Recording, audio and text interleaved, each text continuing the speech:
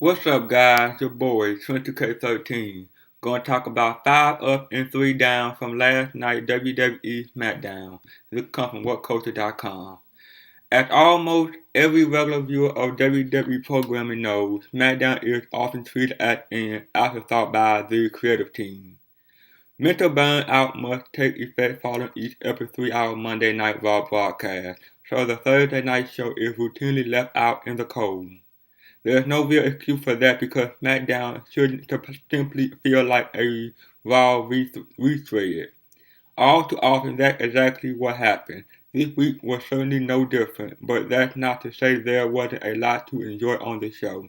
WWE focus is definitely on Raw, although even the WWE Network seems more important to the company than SmackDown. That's abundantly clear, but it's a testament to the talent and skill of the actual worker that the matches are often worthwhile. This was the card of results for this week's episode of WWE Smackdown. Team Bad defeat Team Bella by submission. Ryback defeat Kevin Owens by countout. Owens retains the Intercontinental title as a result. The Lucha Dragon and Neville defeat The Ascension and Stardust by pinfall. The New Day and Seth Rollins defeat the Dudley Boys and Demon Kane by pinfall. There were only 4 matches on this week's edition, down from the 5 of last week. Thankfully, all were enjoyable slices of action. There was some other segment on the show as the article examined. What were the big plus points from SmackDown and what were the overwhelming negatives? Down number 3. Seth Rollins is coming across as a cowardly idiot. It's entirely symptomatic of WWE current booking strategy that Seth Rollins has flipped between confident double champion and runaway coward in just over 1 month. At SummerSlam, Rollins conquered John Cena to become both the WWE World Heavyweight and United States Champion. Fast forward to today, and he's giving away as much as he can from Demon Kane. Of course, this is the creative team attempt to make Kane look intimidating and fearsome under his mask gas. However, it also has the knock-on effect of making Rollins look like a coward. There's no problem with him occasionally showing fear, but he confusedly also comes across as a bitterly idiot doing promos. SmackDown was no different from Raw in that respect. Opening the show with cries against Kane's obvious split personality, Rollins didn't come across as a world champion. He already being shunted down the card at Hell in a Cell due to The Undertaker vs. Brock Lesnar, so it's critical he looks strong. On SmackDown, he most certainly didn't. By contrast, he looked like a fighting child whenever he appeared on screen. Number 2. Lack of King Barrett doing 6-man tag. This past week on Raw, King Barrett made a surprising return. Laying out both Neville and Stardust, the Englishman grabbed the mic and said, and I quote, "All hail the return of the King." It was an effective statement and was just begging for some follow-up. If ever people need another reminder that WWE themselves view SmackDown as second-rate, it was when both Neville and Stardust appeared, but Barrett didn't. Stardust teamed with The Ascension to face Neville and the Lucha Dragon. The writing staff could easily have booked King Barrett to sit in on commentary, but he was nowhere to be found. It's likely there will be some follow-up on the next episode of Raw, but this is what many fans are talking about when discussing why SmackDown has become inevitable for a lot of folks. Okay, so it would be foolish to claim Barrett would make a significant change in ratings, but continuity is key. Even something as simple as having him present would have helped further the story of why he attacked both Stardust and Neville. Maybe WWE just wants fans to move on from the attack and have other plans for the King. Number 1. Kane destroying everybody was unnecessary. At Live from Madison Square Garden, the New Day will defend the WWE Tag Team title against the Dudley Boys. That particular match is one of the most enticing on the card, but it wasn't treated as such on SmackDown. At the end of Seth Rollins' managed at the end of the six-man tag team main event. Demon Kane laid out pretty much everybody, but Seth Rollins managed to barely escape from his grasp. The New Day are one of the most entertaining acts on WWE television right now, and the Dudley Boys have just returned to the promotion. It's understandable that the writer would want to book Kane strongly, but there was little need for him to single-handedly wipe everyone out at the end of Smackdown. Admittedly, it perhaps does paint Kane as more of a monster.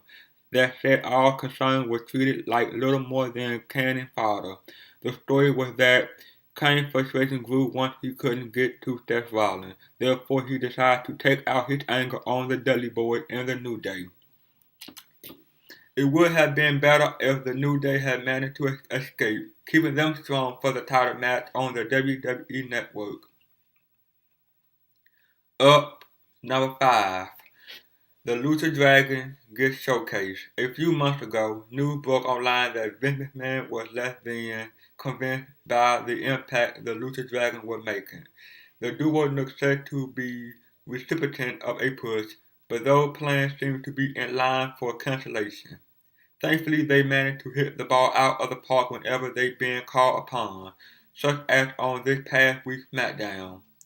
It seemed WWE feels Neville and the Lucha Dragon vs. Stardust in their sense is a go-to match in order to entertain. They right, but the bout has happened with alarming regularly over the past while. On a more cheerful note, that means more of Sin Cara and Calico. Both have been excellent together and they really suit the high-flying style of Neville too. The Smackdown match only went for around 7 minutes or so, but it showcased the Lucha Dragon perfectly. It was a cool idea to give Kalisto the pinfall victory over Connor too. A series of matches between the team could be on the horizon again, and that's not exactly a bad thing. As the Lucha Dragon are going to be on SmackDown more often, that's one good reason to check out the show. Number 4. Smart booking keeps Ryback looking strong. Kevin Owens is one of the most obvious heels on the WWE roster. Far from a criticism, that actually means that the man makes it clear he's not one fans should like. They can admire his work, sure, but he has no redeeming quality aside from that. This was evident on SmackDown when he intentionally decided to get himself counted out to escape his match against Ryback.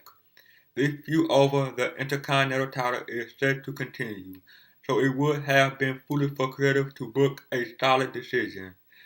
The match was entertaining enough before the squeeze finish, so it's unlikely fans would have left disappointed anyway. Better yet, it actually keeps the feud pulling along nicely. It's only a matter of time before Owens is forced to defend the title properly. What's cool about the whole situation is that Owens doesn't come across as cowardly. Instead, he's simply arrogant and getting under the skin of Ryback any way he can. There's nothing wrong with a match that helps that story progress, while also keeping the big guy looking strong. It's outright loss for either man wouldn't have achieved much. Number 3. The New Day continue to thrive with TV time. As Alpha mentioned, the New Day are killing it right now. As the reigning WWE Tag Team Champion, the trio has a natural chemistry that must be the envy of every other act in WWE. It's incredible to think that Xavier Woods, Kofi Kingston, and Big E previously had nothing else planned by the WWE writing team before banding together. All are very good talkers. The more TV time they give it, the more the New Day excel. Every aspect of their performance is over with the live crowd, and they come across well to those watching at home. On SmackDown, that continued to be the case. During a backstage segment with Seth Rollins, their positive approach had the WWE champ putting his head in his hand. The New Day had won over management that much is for sure. That's precisely why they've been given so much to work with recently, and long may that continue.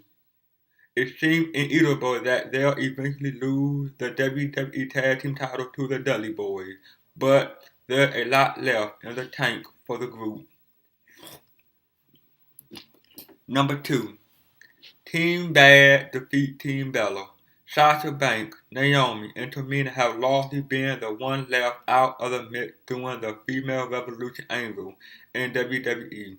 Team PCB and Team Bella have been handed the most TV time, but Team Bad hasn't really been featured all that often.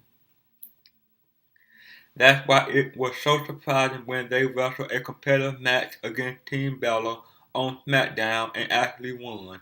Before the match, the trio assessed the situation, telling everyone not to forget about them. The fact WWE had to book such a promo is worrying, because they should have been involved from the get-go. However, at least steps are being made to make them relevant again. Sasha Banks is far too good an in-ring performer to be sitting on the sideline while everyone else hogs the glory. Banks made Nikki Bella tap out with the bank statement submission hold. This seems to signify that the boss may be inserted into the ongoing WWE Diva title scene. Nikki will be due a rematch against Charlotte for the belt, but now Sasha has defeated her, she must be in for contention too. The match went almost 10 minutes, starting slowly but really pick up towards the finish. And number 1, Roman Reigns Hell in a Cell challenge to Bray Wyatt. Aside from the New Day, is there a better promo man in WWE right now than Bray Wyatt? The character may often deal in hyperbole and melodrama, but Wyatt had a captivating way of delivering his line. That was the case on SmackDown when he cut a chilling promo discussing his ongoing feud with Roman Reigns. Bray reasoning that the pair are intrinsically linked.